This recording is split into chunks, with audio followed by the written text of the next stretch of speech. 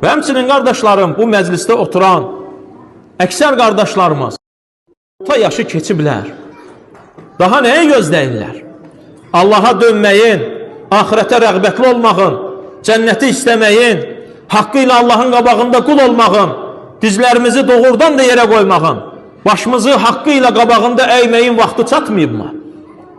Uşaqlığın son gecəsi bitib qardaşım. Saç ağarıb, bel bükülüb, bədən gücdən düşüb. Bunlar çağrışçı deyilmi? Ölümün nidaçısı,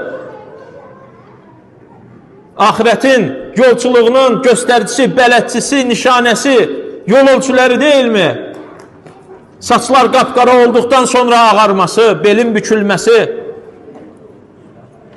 Bunlar hamısı əlamətdir. Kimi gözləyirsən? Ölümü mü? Çiyinlərdə getməyi mi?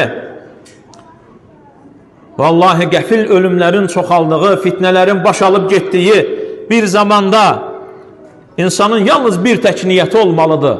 Yaşamaqda Allah üçün. Əbu Hanifə rahiməhullah deyir ki, bizim bir həyatımız var. Onu da Allah üçün yaşamağa dəyməzmi?